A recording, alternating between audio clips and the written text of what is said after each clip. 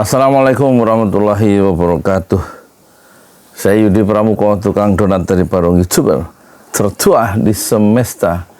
Kita mulai bikin sejarah politik ya, atau sejarah kehidupan Jokowi atau Insinyur Joko Widodo ya. Kita mulai dari kampanye akbar Jokowi Ma'ruf.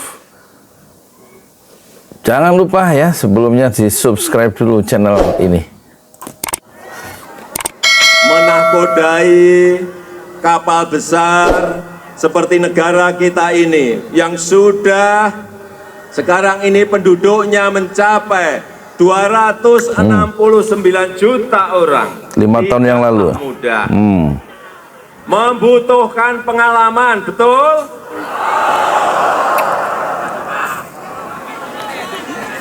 Menakodai 269 juta negara besar seperti Indonesia ini sekali lagi membutuhkan pengalaman. Saya alhamdulillah bersyukur bahwa memulai karir politik dan pemerintahan itu dimulai dari yang terkecil sebagai wali kota. 2 periode. Kemudian naik sebagai gubernur di DKI Jakarta. Kemudian naik gubernur di DKI itu 2,5 tahun. Janjinya 5 tahun. Terpukau oleh syahwat politik menjadi penguasa lebih tinggi, dia meninggalkan posnya dengan cara tidak bertanggung jawab, mengingkari janjinya. Baru 2,5 tahun dia kemudian mencalonkan diri menjadi calon presiden. Lagi sebagai presiden yang sudah berjalan 4,5 tahun ini. Pengalaman seperti ini sangat perlu dalam rangka menakodai negara sebesar Indonesia, benar?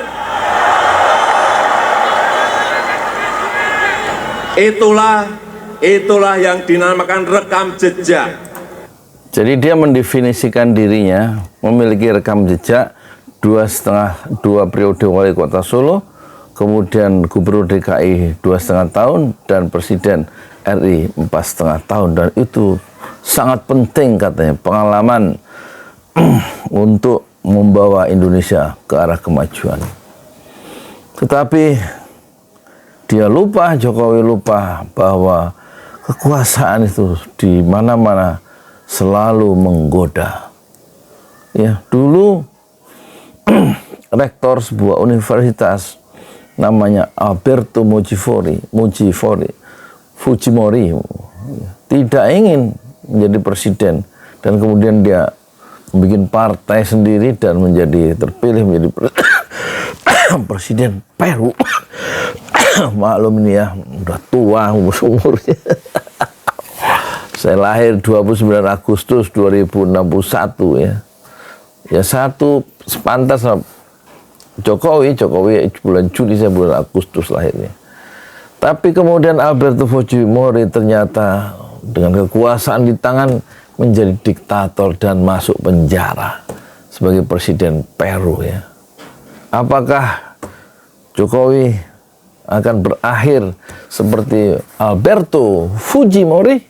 Kita lihat pikiran dia atau gagasan dia di GBK tahun 2019 dalam kampanye akbar Jokowi Ma'ruf.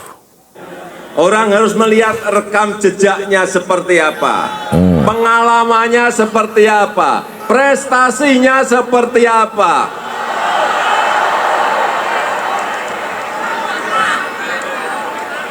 Dan saya ini tidak memiliki beban masalah. Aduh, kok hilang sih? Lalu nggak ada.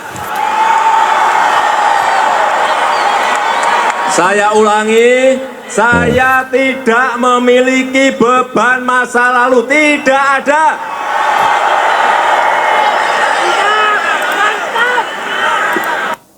Jadi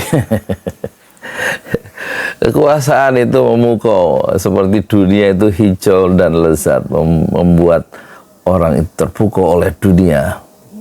Dia 2 periode sebagai wali kota didukung oleh Megawati, oleh PDIP. Waktu di DKI juga begitu. Waktu presiden periode pertama juga didukung oleh Megawati. Dan kita tahu kemudian ya, Jokowi itu mengkhianati partai yang membesarkannya dengan dalam Pilpres 2024 itu dia mendukung anaknya sendiri yang berpasangan dengan calon presiden Prabowo, sementara anaknya menjadi calon wakil presiden dari Prabowo.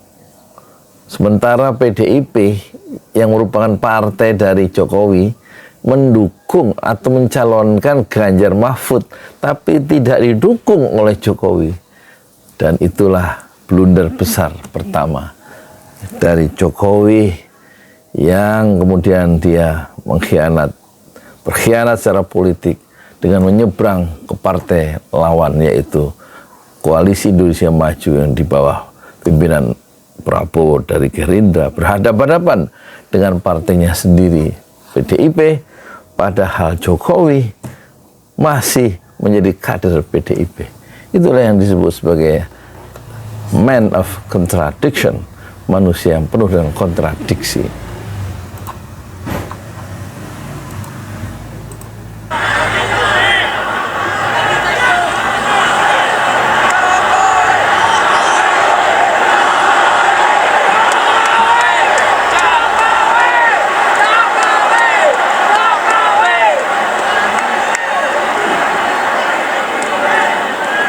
Perlu saya tegaskan, pada sore hari ini juga perlu saya tegaskan bahwa negara Indonesia, negara kita Indonesia ini tidak akan bubar.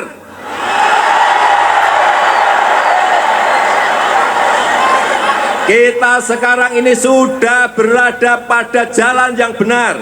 Kita sekarang ini sudah berada pada track yang benar.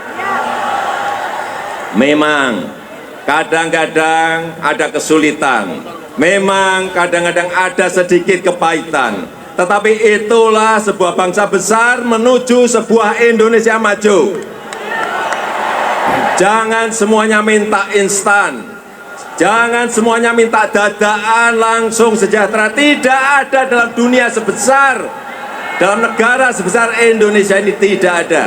Percaya saya. Oleh sebab itu, dengan track yang sudah betul, dengan jalan yang sudah benar ini, kita optimis negara kita Indonesia ini ke depan akan lebih maju.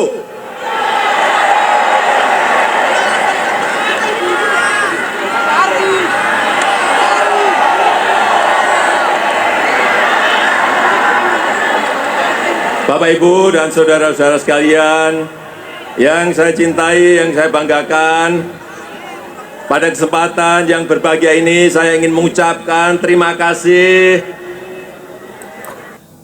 Jadi jelas ya, bicara di depan lautan massa itu akan lebih mudah menyampaikan gagasan-gagasan yang global, yang tidak perlu rinci, dan kalau perlu gagasan-gagasan yang membuai janji-janji yang membuat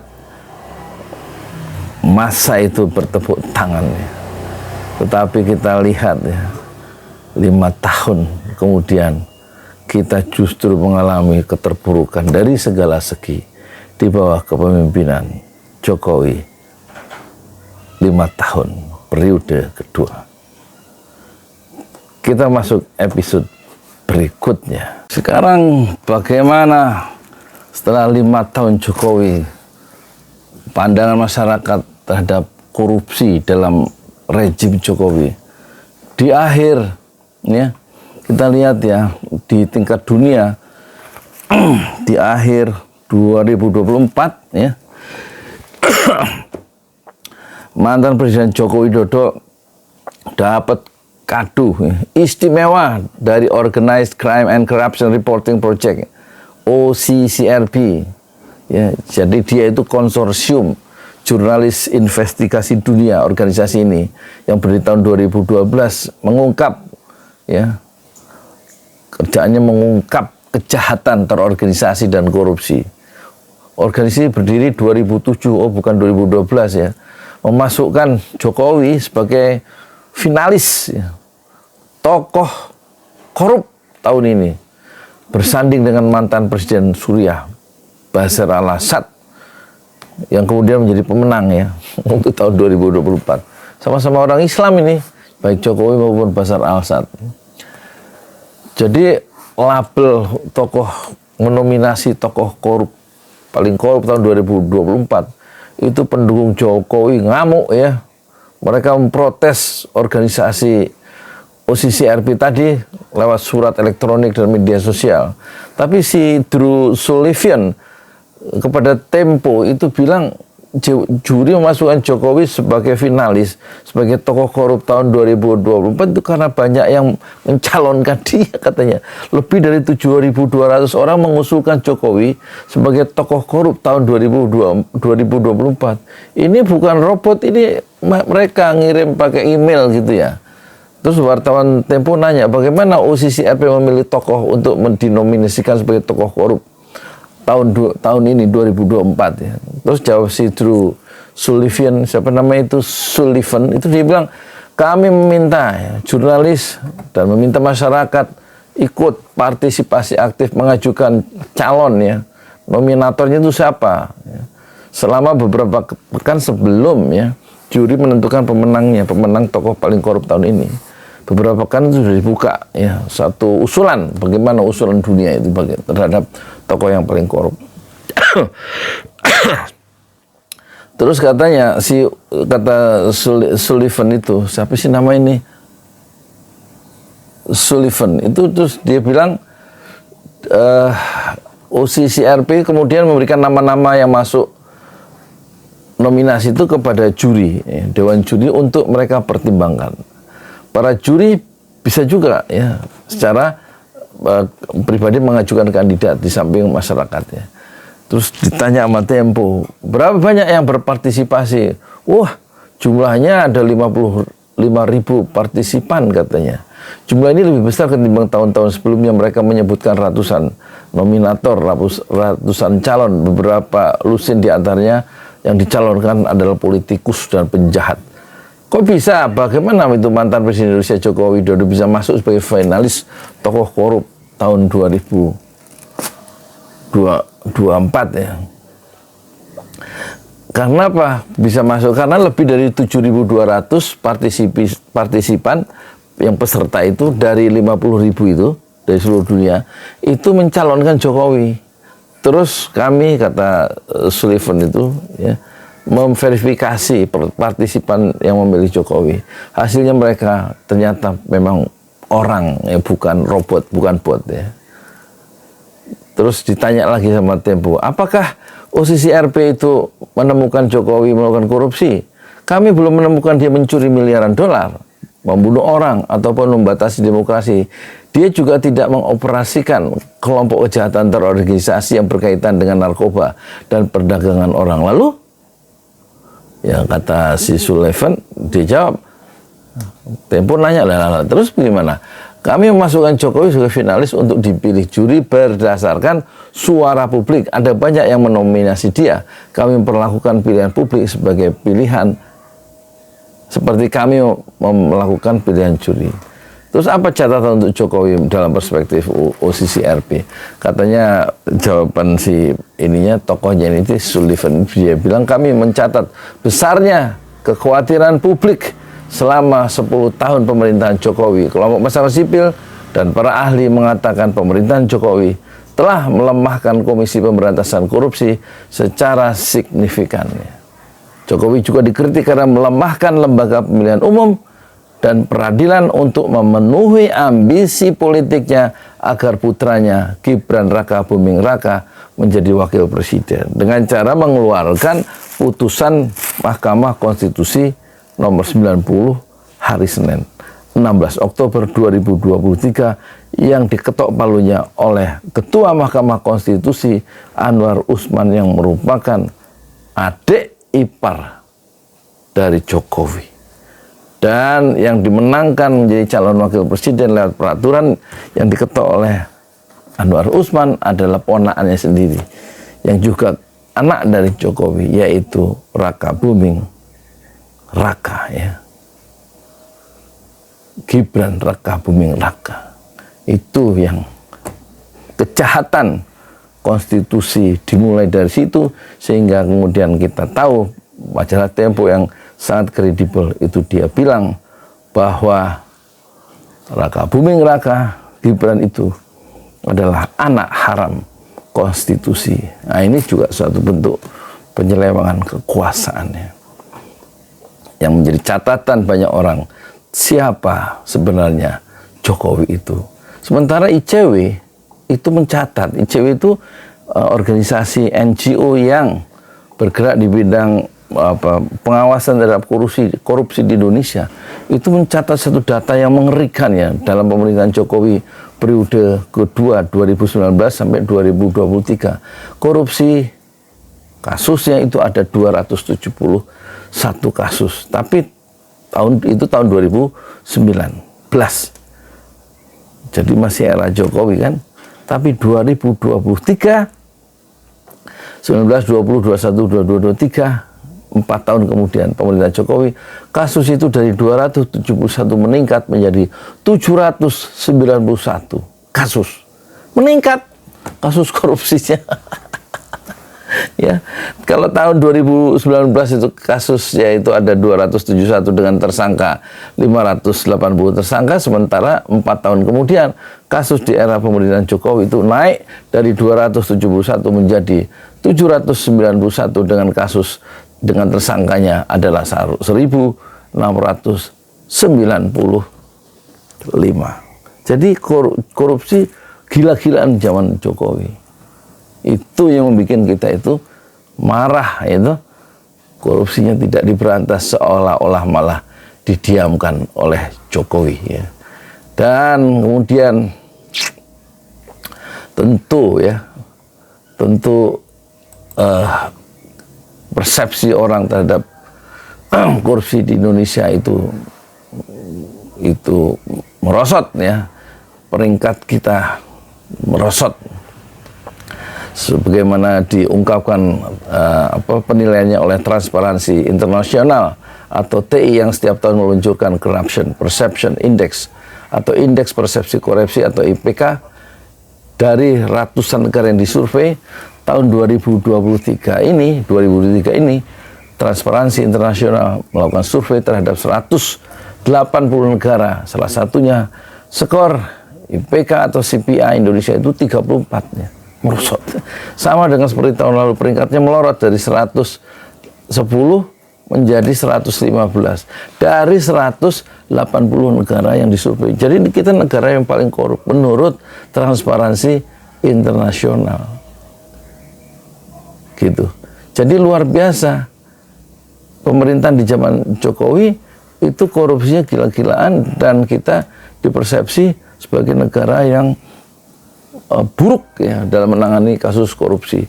Sementara negara IPK tertinggi, kalau kita kan IP-nya itu 100 berapa tadi?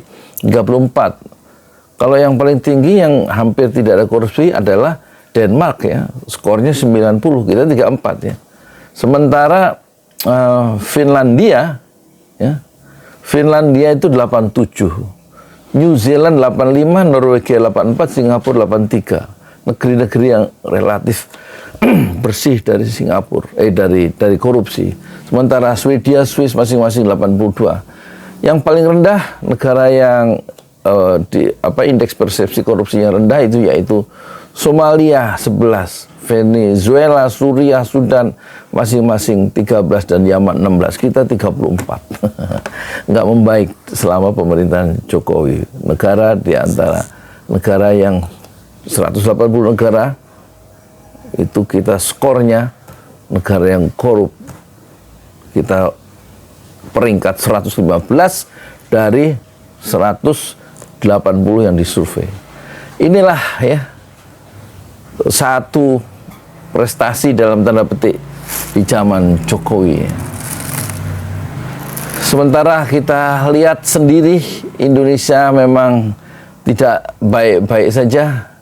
Yang paling dari 10 negara di Asia Tenggara, Indonesia, ya, khusus Asia Tenggara, indeks persepsi korupsinya itu yang paling bagus tentu saja Singapura, skornya dia 83, Malaysia 47, Timor Leste 42, kita 34 ya.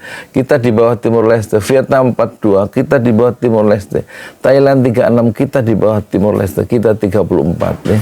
Filipina 38, Laos 31, Kamboja 24, dan Myanmar 23. Bagaimana menurut Anda soal korupsi di era Jokowi periode kedua? Kita masuk periode yang lain dan masalah yang lain. Jokowi adalah semacam legenda hidup dalam sejarah politik Indonesia modern yang juga memberikan prestasi-prestasi besar dalam sejarah politik Indonesia modern, sekaligus dia memberikan satu citra negatif, kontradiksi, dan presiden yang penuh dengan ingkar janji. Dia lahir, Jokowi lahir 21 Juni 1961 dengan nama Mulyono, yang kemudian Mulyono itu diganti menjadi Joko Widodo. Kenapa? Karena namanya dianggap sebagai penyebab dirinya sakit-sakitan waktu kecil. Dia lahir dan besar di tepi sungai daerah Kumuh di Surakarta. Kemudian Jokowi menempuh pendidikan dan lulus dari Universitas Gajah Mada pada tahun 1985, kemudian menikah dengan istrinya Iriana. Setahun kemudian ia lalu bekerja sebagai tukang kayu dan eksportir furnitur sebelum terpilih sebagai wali kota Surakarta pada tahun 2005. Jokowi kemudian dikenal secara nasional setelah masuk ke pentas politik sebagai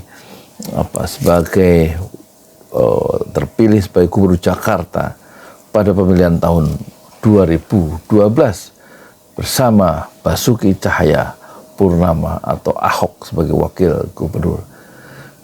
Sebagai gubernur, Jokowi menghidupkan kembali partai lokal, memperkenalkan kunjungan belusukan yang dipublikasikan jadi semacam pemeriksaan mendadak itu belusukan ya, dan memperbaiki birokrasi kota, mengurangi korupsi. Dalam prosesnya ia juga memperkenalkan program-program yang sudah berjalan bertahun-tahun untuk meningkatkan kualitas hidup, termasuk layanan kesehatan universal, mengeruk sungai utama kota untuk mengurangi banjir, dan meresmikan pembangunan sistem kereta bawah tanah. Dan yang lebih menarik, tahun 2014 ya, Jokowi oleh partai PDIP tahun 2014 dia dicalonkan ya untuk pemilihan umum presiden, padahal dia belum selesai menjalani masa tugasnya sebagai gubernur yang baru dia kerjakan selama 2,5 tahun.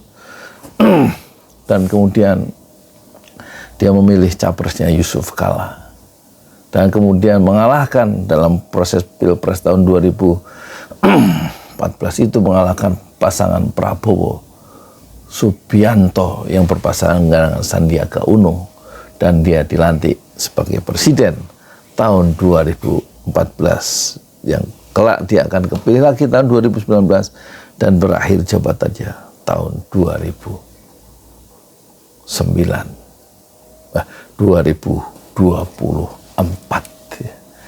Dan kemudian sejarah berliku-liku jalannya, dia kemudian membangun dinasti politik, mengagungkan anaknya, mendorong anaknya untuk masuk ke pentas nasional dengan melakukan segala cara dalam proses-proses untuk membangun dinasti politik, termasuk mendorong menantunya Bobi Nasution menjadi gubernur Sumatera Utara. Inilah Jokowi yang awalnya dipuja memberikan satu new hope, harapan baru, tetapi kemudian di ujung kekuasaannya dia dinobatkan oleh dunia, oleh organisasi OCCRP menjadi salah satu tokoh yang paling korup di semesta.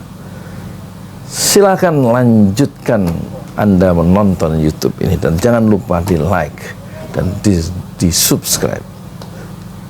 Assalamualaikum warahmatullahi wabarakatuh.